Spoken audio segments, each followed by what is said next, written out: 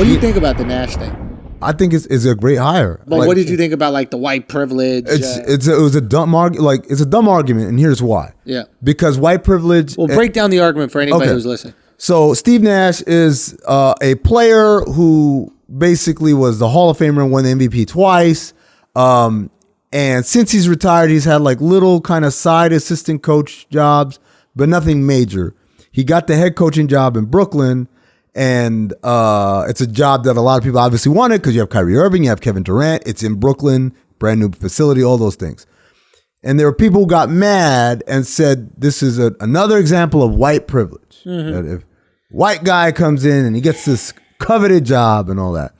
And I said, it's a dumb argument because racial kind of disparity in hiring practices is real. That is a real thing that happens not only in this league, but all over every business in this country, right? It's a real thing. Having said that, you picked the worst example of something that is not that to apply this thing, which only does one thing. It bolsters the argument of actual racist people. Saying, see, like... No matter what happens, you complain. Right, exactly. You call everything racist. Right, you call everything racist. And so the reason... This is obviously unique because Steve Nash is an ex-player. He's a two-time MVP. Well, it's not unique, though. It's not unprecedented. Jason Kidd went straight from playing the next year head coaching job. He barely retired playing. It was one of, he got the job. It was like, oh, by the way, I got to put in my retirement papers. Right?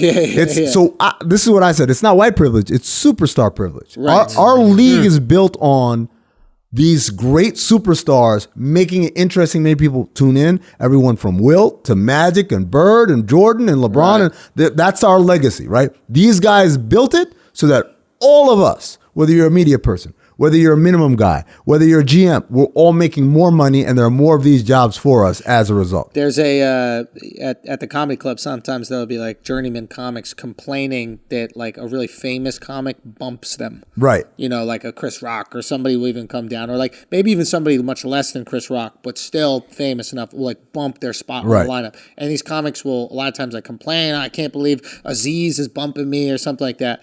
And I always looked at that, I was like, you idiot.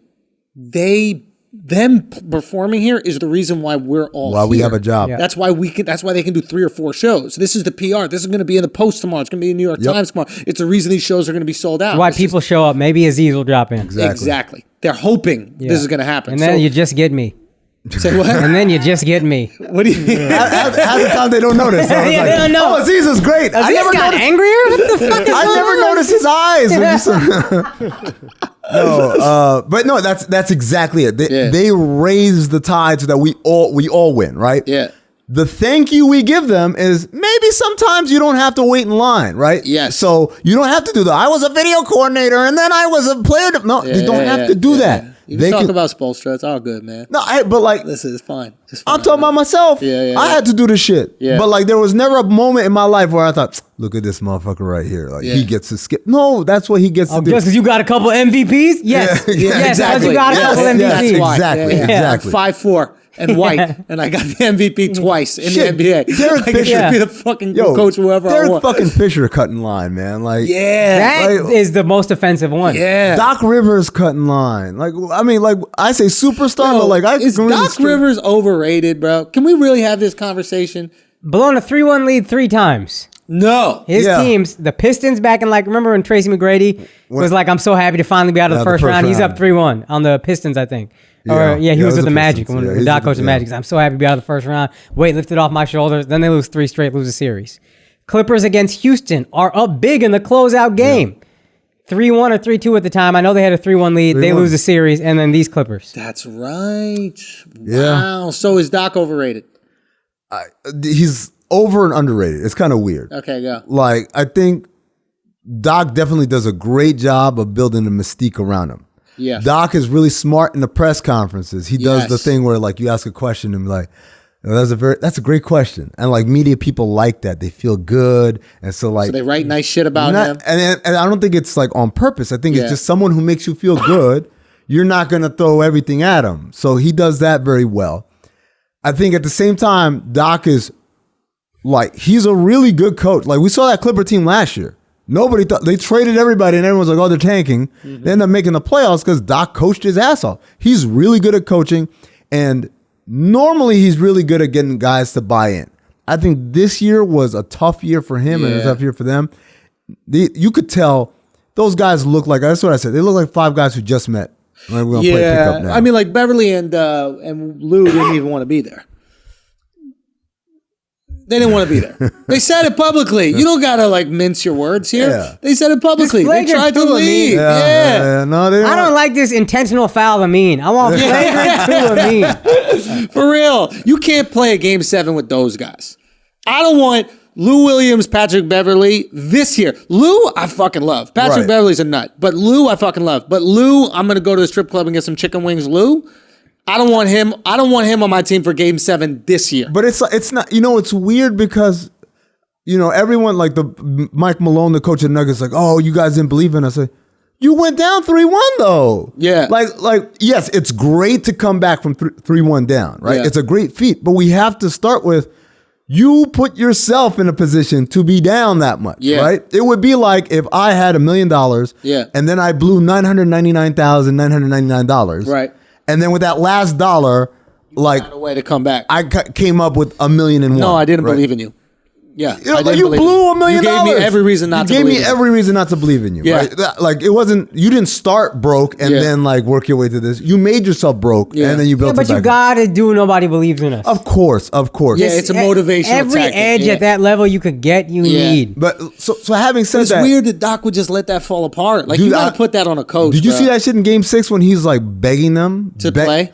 I'm like, yo, I've never seen this shit for a vet team in the playoffs. I've never seen no shit like that. So here's the thing we were talking about the other day, which is like Kawhi has had this huge privilege of playing for solid organizations his entire career. Mm-hmm. And he's never been in a place where he actually had to step up and motivate.